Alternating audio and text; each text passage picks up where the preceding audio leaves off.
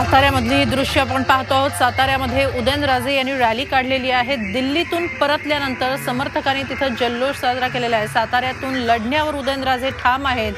दिल्लीमध्ये त्यांनी अमित शहांची भेटही घेतली होती या संदर्भात आणि आता ते दिल्लीतून परतल्यानंतर त्यांच्या समर्थकांकडून त्यांचं जंगी स्वागत केलं जात आहे। रॅली काढण्यात आलेली आहे।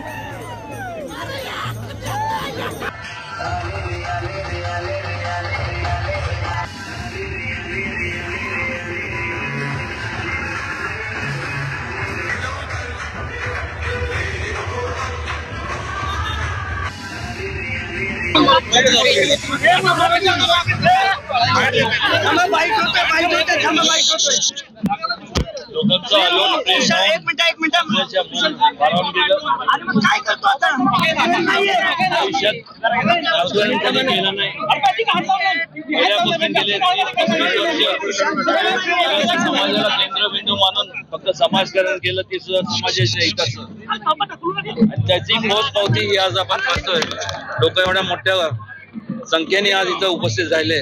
खरोखर काय बोलावं हे मला सुधरत नाही, पण एवढंच कालही मी जनतेचं होतं, आजही आहे आणि भविष्य काळात जे म्हणून माझ्याकडनं लोकांच्या हिताचे जे कामं असतील त्यांचे अडीअडचणी सोडवण्याचं काम ते मी निश्चितपणे करणार। महाराज काय सांगाल, आज यादी जाहीर झालेली नाही, नाव जाहीर झालं नाही, तरी एवढ्या मोठ्या प्रमाणात हे शक्ती प्रदर्शन म्हणजे हे विरोधकांना एक इशारा आहे। एक लक्षात घ्या, इशारा कोणाला नाहीये। यादी ऑलरेडी मला वाटतं आज काहीतरी ते जाहीर होईल, तो एक ह्याचा प्रक्रियेचा भाग आहे।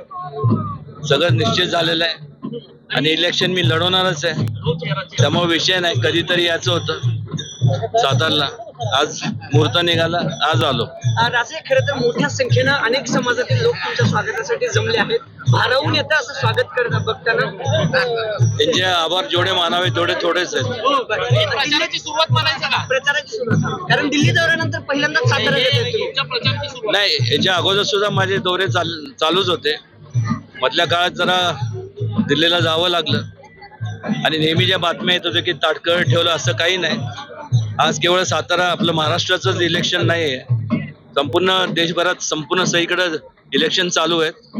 त्यामुळे वेगवेगळ्या राज्यातले पहिल्या टप्प्यातले, दुसऱ्या टप्प्यातले, तिसऱ्या टप्प्यातले जे काही टप्पे आहेत, त्यामुळे पहिल्या टप्प्यातल्या अनेक ठिकाणी जे तेढ जे निर्माण झाले होते वेगवेगळ्या पक्षांमध्ये, महायुतीमध्ये जो तेढ निर्माण झाला, साताऱ्यात राष्ट्रवादी अजित पवार गटाची ताकद असल्यानं इथल्या उमेदवारांना राष्ट्रवादीच्या घड्याळ चिन्हावर निवडणूक लढवावी अशी मागणी अजित पवार गटाकडून करण्यात आली आहे।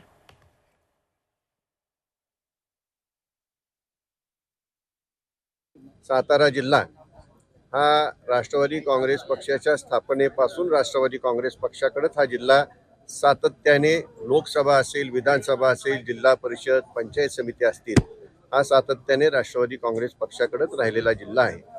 त्यामुळं साहजिकच कार्यकर्त्यांची अशी भावना आहे की ह्या ठिकाणी येणाऱ्या लोकसभेच्या निवडणुकीमध्ये राष्ट्रवादी काँग्रेस पक्षाचाच उमेदवार घड्याळाच्या चिन्हावरती लढण्यासाठी त्या ठिकाणी यावा